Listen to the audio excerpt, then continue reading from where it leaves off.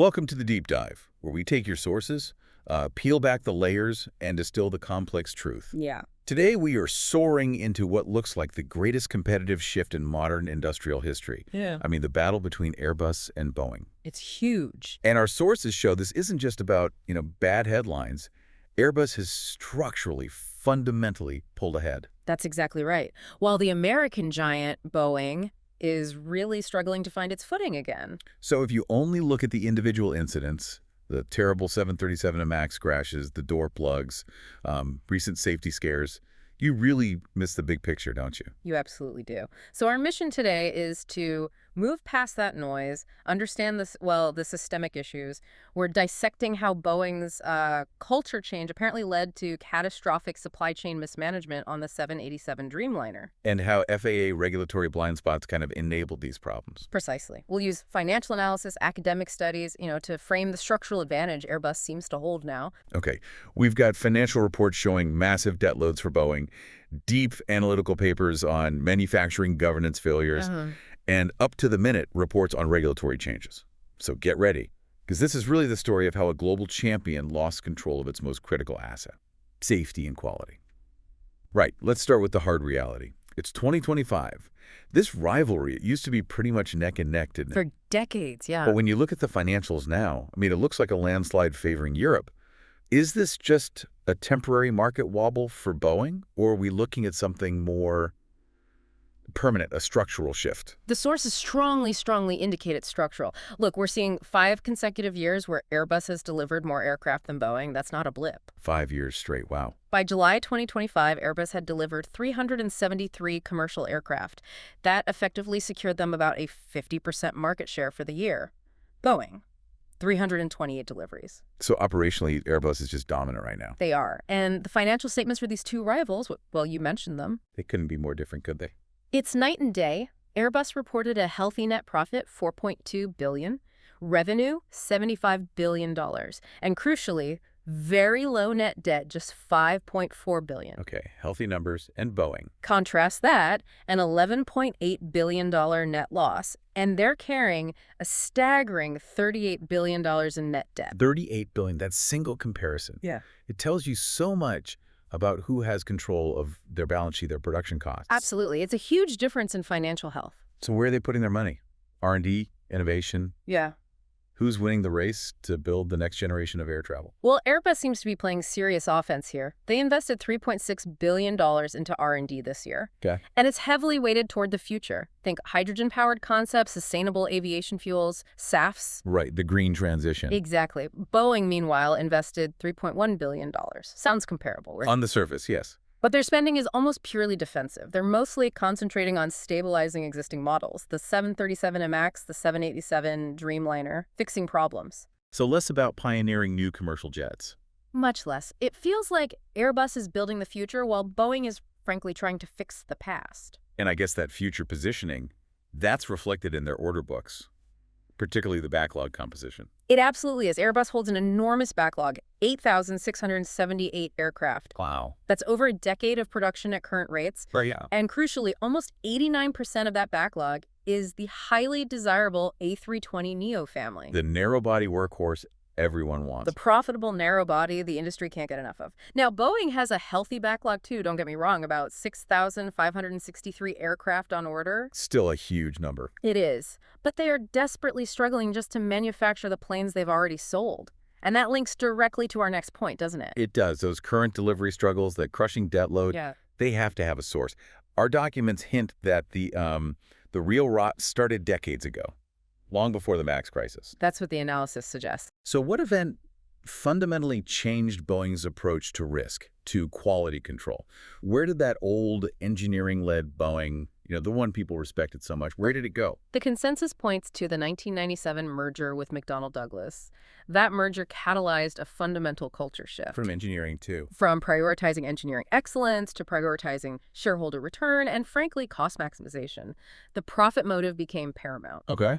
And you see this philosophy implemented most aggressively, most visibly, with the 787 Dreamliner program. Right. And what did that new culture mean for how the 787 was actually built? They set set wildly ambitious goals, arguably unrealistic looking back, especially on cost cutting. Like what? Well, they aimed to reduce the development timeline from 6 years, which was standard for the 777, down to just 4 years. 2 years faster. And slash development costs from around $10 billion down to $6 billion.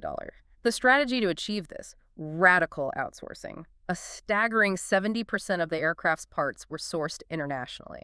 70%.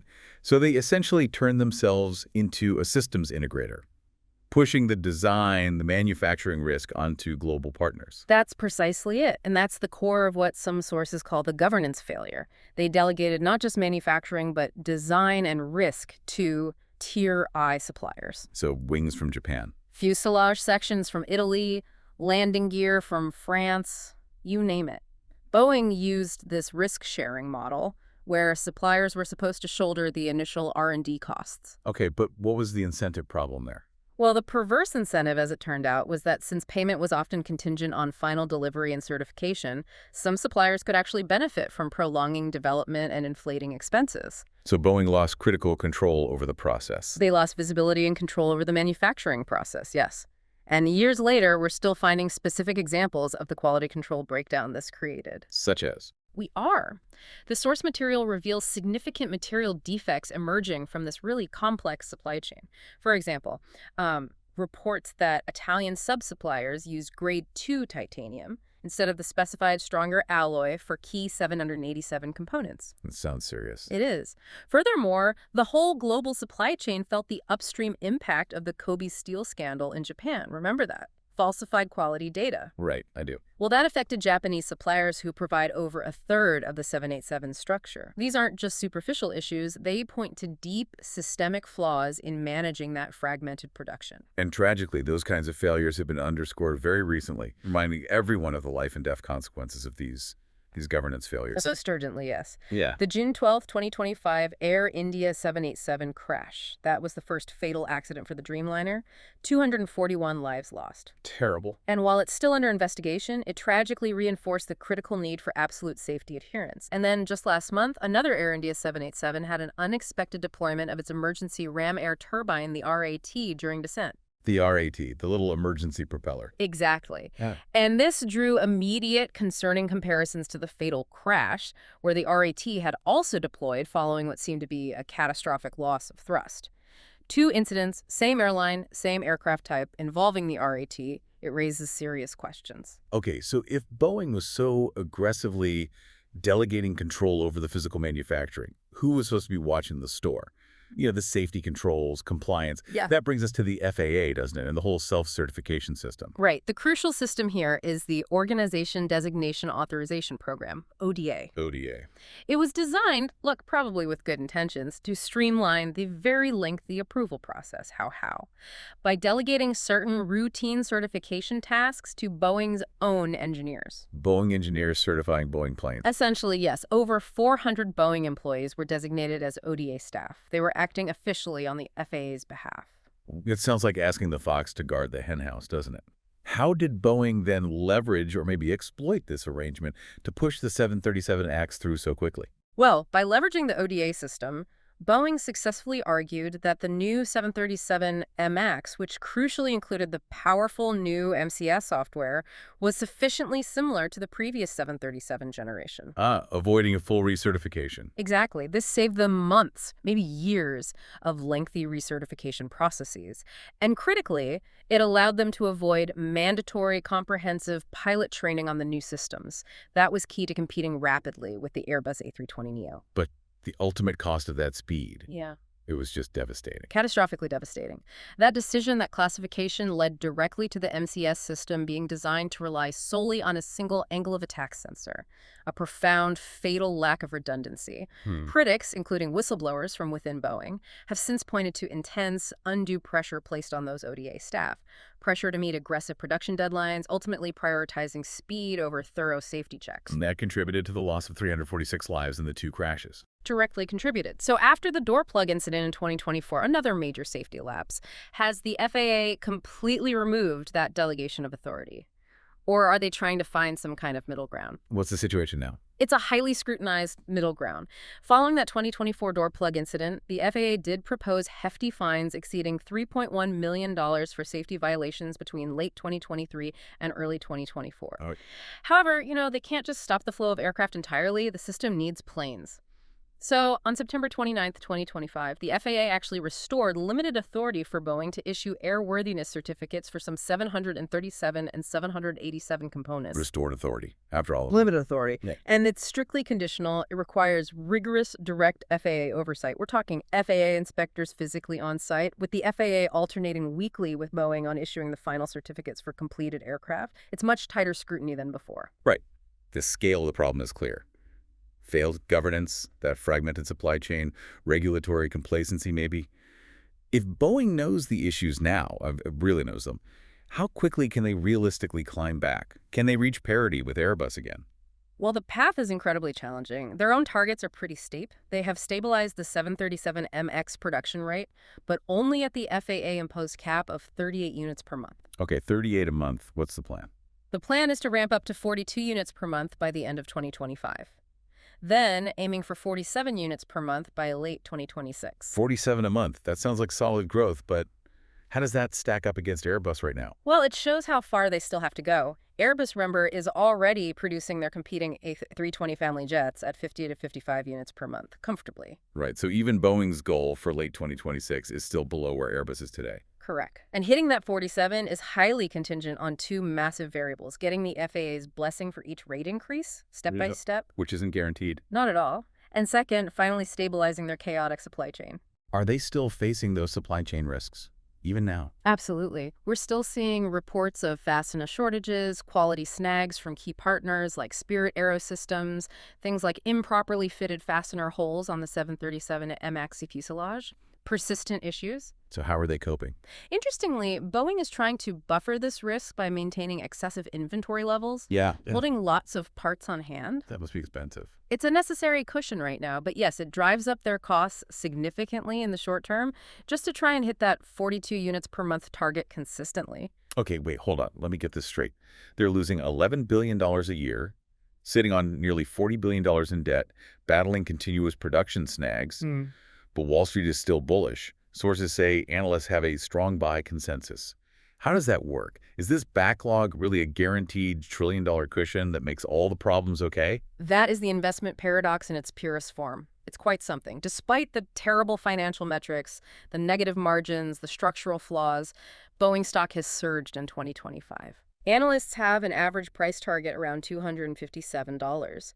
This optimism seems almost entirely fueled by that massive $1 trillion order backlog, 4,742 aircraft orders. So the demand is there. The demand is absolutely there. They have the customers lining up. They just can't seem to build the planes profitably or, crucially, ensure consistent quality and safety right now.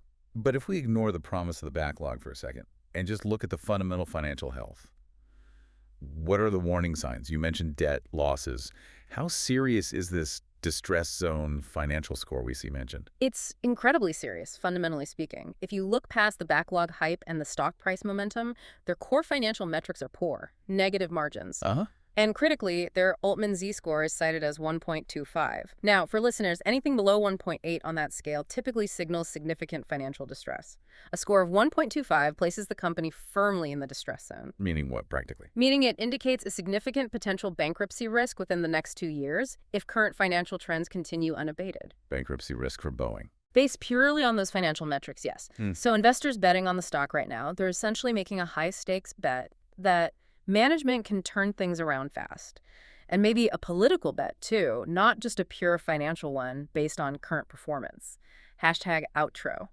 So what this deep dive really reveals, I think, is that Boeing's current crisis isn't just a series of unfortunate events or bad luck. Not at all. It seems to be a systemic breakdown, rooted in, as you said, failed governance, a decades-long prioritization of maybe aggressive cost efficiency and risk shifting. That ultimately resulted in losing control over safety-critical manufacturing processes. Yeah. That governance failure really feels like the core insight you should take away from our sources today. It really is. But we have to address the elephant in the room. the why behind that investor optimism, despite the terrible numbers and the relative stability the company still has. Right. The paradox. Boeing is globally considered too big to fail. Its strategic importance to U.S. national security, its massive role in defense contracting. Means a government backstop is likely. It makes government intervention, perhaps some form of support or bailout, highly probable if they were ever truly on the brink of collapse. The government arguably couldn't let it happen. Which raises a really profound final question for you, the listener, to think about. Yes. How does this guaranteed lifeline, this implicit safety net, the assurance, perhaps, of a probable government bailout, how does that affect the crucial internal pressure needed for Boeing to execute fundamental, potentially painful, cultural and quality reforms? If the market and ultimately the state refuse to let you truly fail. What forces remain strong enough to ensure genuine, lasting change happens from within? Something to chew on as you consider the future of air travel and this iconic American company.